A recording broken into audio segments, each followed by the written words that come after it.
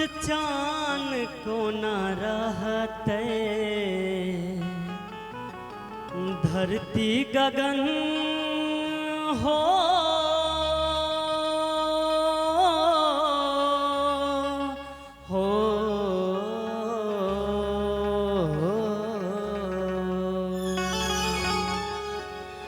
धरती गगन सूरज चान को न रहते, धरती गगन सूरज चान को न रहते, मैं के बिना संतान को न रहते, मैं के बिना संतान को न रहते, दूध पियलहा बेनाम को न रहते, दूध पियलहा बेनाम को न रहते, माँ के बिना संतान को न रहते, माँ के बिना संतान को न रहते।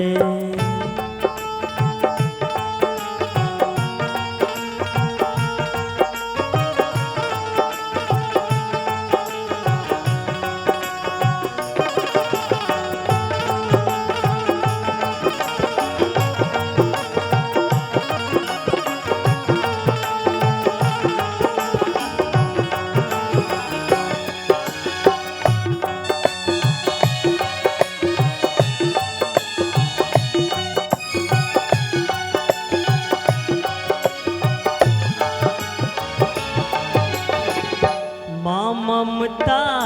के दिव्य सरोवर, पुत्र जलज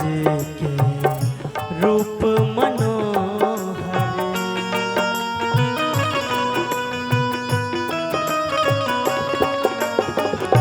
माँ ममता के दिव्य सरोवर, पुत्र जलज के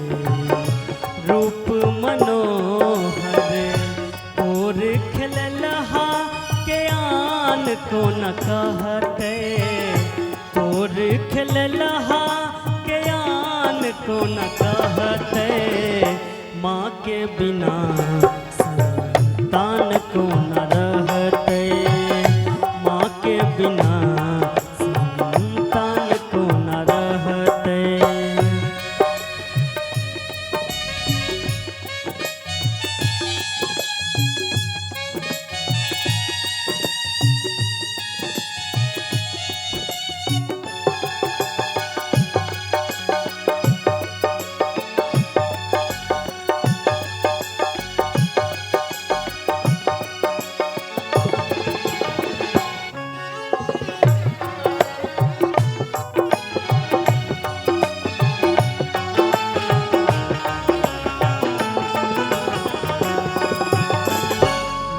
उल्हन उपराग सहै छै,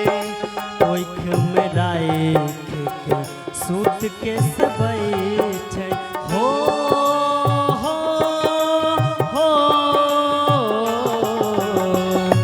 माँ उल्हन उपराग सहै छै, ओख में राखि के सूत के सबई छै, तीनू जननी जग विधान को न चलते, तीनू जननी जग विधान को न चलते, माँ के बिना संतान को न रहते, माँ के बिना संतान को न रहते, धरती गगन सूरज चान को न रहते, धरती गगन